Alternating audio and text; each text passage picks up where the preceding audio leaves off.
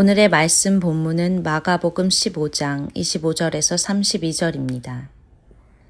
예수님을 십자가에 못 박은 때는 아침 9시였습니다. 예수님의 죄패에는 유대인의 왕이라는 제목이 적혀 있었습니다. 군인들은 예수님과 더불어 두 명의 강도를 하나는 오른쪽에 하나는 왼쪽에 매달았습니다. 지나가던 사람들이 고개를 흔들면서 예수님을 모욕하였습니다. 아, 성전을 헐고 3일 만에 다시 세우겠다던 사람아, 당신 자신이나 구해보시지. 십자가에서 내려와봐. 대제사장들도 율법학자들과 함께 다른 사람들처럼 놀렸습니다. 그들은 자기들끼리 말했습니다. 저 사람이 다른 사람들은 구원하고 자기 자신은 구원하지 못하는구나. 이스라엘의 왕 그리스도여, 십자가에서 내려오시라. 그러면 우리가 보고 믿겠다. 함께 십자가에 못 박힌 사람들도 그와 같은 비난을 예수님께 했습니다.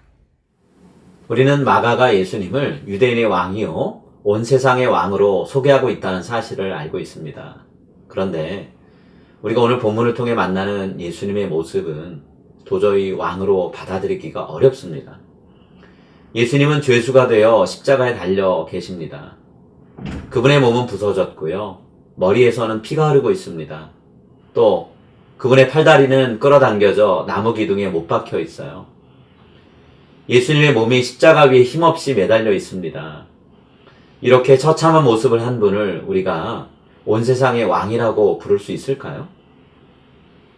또 예수님의 양쪽 십자가에는 강도짓을 하다가 잡혀와서 결국 사형에 처해지는 두 죄수가 매달려 있습니다. 예수님 옆에 매달린 십자가 위에 죄수들을 과연 우리는 온 세상의 왕을 수행하는 사람들이라고 볼 수 있을까요? 유일하게 예수님을 왕이라고 부를 만한 근거가 있다면 그분의 머리 위에 달려있는 죄패의 글귀입니다. 거기에는 유대인의 왕이라고 쓰여 있죠. 하지만 예수님 곁을 지나던 사람들 중 어느 누구도요, 예수님을 왕으로 대접하지 않았습니다. 지나가던 사람들이 자기 머리를 흔들며 예수님을 모욕한 말을 내뱉었죠. 아하! 성전을 헐고 사흘에 짓는다는 자여! 내가 너를 구원하여 십자가에서 내려오라! 이들 외에도 예수님이 맞이한 지금의 상황을 조롱하는 사람들이 있었습니다. 그들은 예수님을 그토록 없애고 싶어 안달하던 사람들, 다시 말해 대제사장들과 서기관들이었죠. 그들의 입에서 그가 남은 구원하였으되 자기는 구원할 수 없도다 라고 하는 말이 터져나왔습니다. 아무리 살펴봐도 우리가 일반적으로 알고 있는 왕의 모습을 십자가에 달린 예수님에게서 찾아볼 수가 없죠. 그런데도 마가는 왕으로 이 땅에 오신 예수님을 소개하면서 이 모습을, 십자가에 달리신 예수님의 모습을 빼놓지 않고 복음서에 기록해 놨습니다. 여러분, 마가는 도대체 무슨 생각을 하면서 이 내용을 여기에 넣어놨을까요? 마가는 하나님이 바라보시는 참된 권위 혹은 참된 권력이 무엇인지 말하려고 합니다. 하나님은 예수님을 통해 권력의 본질이 무엇인지 말씀하고 계세요. 특히 하나님께서 이 세상을 향해 행사하시는 권력, 이 세상을 통치하신 하나님의 권위, 그것의 본질이 무엇인지를 드러내려고 하십니다. 하지만 예수님 당시 사람들 중에서 그 사실을 깨달은 사람은 없었어요. 그 당시 사람들이나 지금 시대를 사는 우리나 세상에서 권력을 잡은 사람의 모습과 또 권력에 대해서 그들이 품고 있는 마음, 그것이 비슷하다는 걸 알고 있습니다. 로마 황제까지는 아니어도요, 예수님을 재판했던 본디오 빌라도 정도는 돼야지 라고 생각하는 거죠. 그와 같은 생각을 갖고 있었기 때문에 제자였던 야고보와 요한도요, 예수님의 좌우편에 앉게 해달라고 했던 거 아니었나요? 그 말을 듣고 몹시 분개했던 다른 제자들도 두 사람과 별반 다를 바 없는 그런 마음을 품고 있었던 거 아니었나요? 예수님은 십자가에 달려 처참하게 죽어가는 그분의 모습에서 수많은 사람들이 그들 자신의 모습을 보게 되길 원하셨습니다. 예수님이 십자가에 달려 돌아가시기 전에 여기저기 다니면서 사람들을 만나셨죠? 그리고 그들의 인생 이야기를 들어주셨습니다. 그때처럼 지금도 그들을 자신에게 초대하고 계세요. 그들이 그동안 당했던 부당한 대우, 끔찍한 배신, 거짓 고발, 근거 없이 당한 창피, 고난과 죽음의 이야기를 예수님을 통해 보게 되길 원하셨던 거죠. 예수님은 저들과 함께 고통당하기 위해 이 세상의 통치자가 몸소 그들 곁으로 찾아오셨다는 이 사실을 알게 되길 간절히 바라셨습니다. 그러나 예수님의 마음을 제대로 알지 못했던 사람들은요, 예수님의 무력한 모습에 실망했죠. 그들은 자신들과는 다른 힘과 능력을 갖고 있을 뿐만 아니라 원하기만 하면 언제든 문제를 해결할 수 있는 그런 왕을 원했어요. 그런데 예수님은 그렇지 않았죠. 그래서 예수님께 십자가에서 내려와 우리를 보고 믿게 할지어다 라고 말하며 예수님의 마음을 자극해 보았습니다.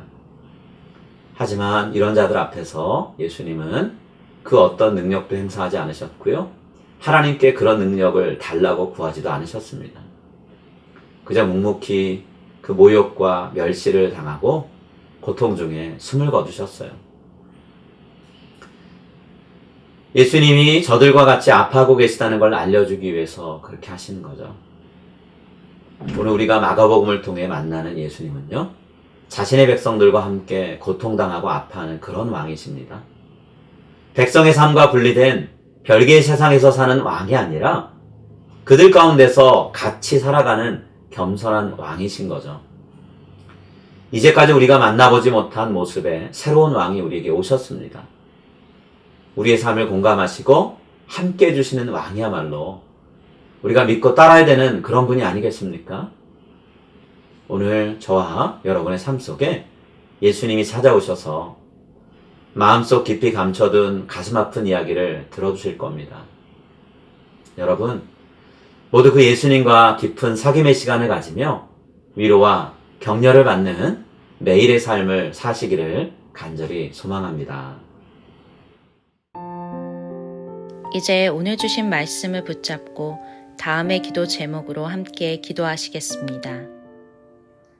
우리 곁에 찾아와 우리의 이야기를 들어주시는 예수님을 알게 된 것을 감사하며 항상 예수님과 아름다운 사귐을 갖게 하소서. 우리에게 필요한 진정한 왕은 우리의 아픔을 공감하고 함께 아파해 주시는 분임을 알고 우리를 위해 십자가에 달리신 만왕의 왕 되신 예수님을 더욱 사랑하고 따라가게 하소서.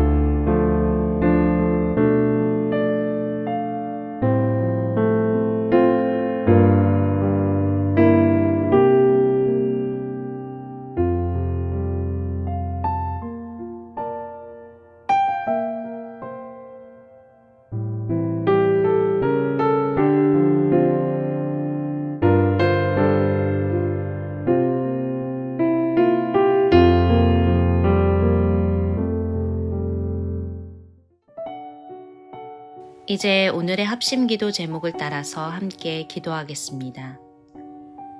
예수님이 십자가를 지고 고난과 순종의 길을 걸으셨듯이 나도 내 십자가를 지고 순종의 길을 걷게 하소서. 나를 돌아보는 시간을 가질 뿐만 아니라 주변에서 아픔과 괴로움을 겪고 있는 이들을 돌보게 하소서. 하나님의 말씀을 깨닫고 아는 데서 그치지 않게 하시고 실천함으로 말씀의 능력을 체험하게 하소서.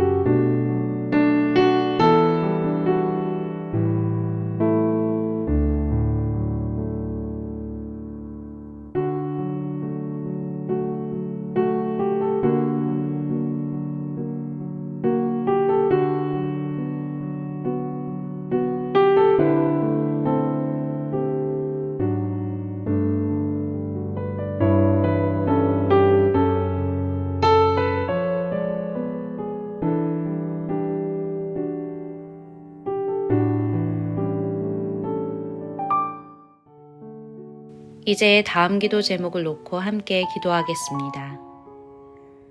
미얀마에서 벌어지는 학살과 총격이 중단되고 국민을 제대로 섬길 새로운 정부가 세워지게 하소서. 북한과 중국을 비롯한 여러 나라에서 벌어지는 반체제 인사들의 구금, 고문, 학대가 사라지게 하소서. 코로나 팬데믹과 기아, 그리고 자연재해와 인재로 인해 삶의 위협을 받는 이들을 지켜주소서.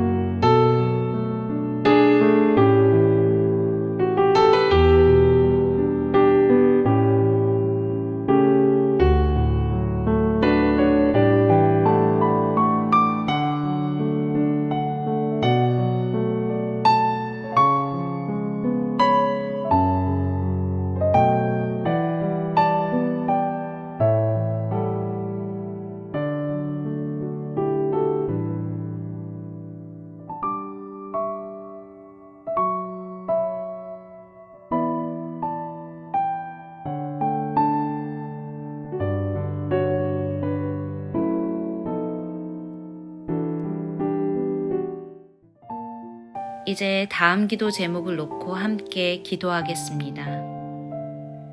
앞으로 우리 교회의 미래를 하나님께서 세워주신 리더들을 통해 신실하고 힘있게 열어가게 하소서.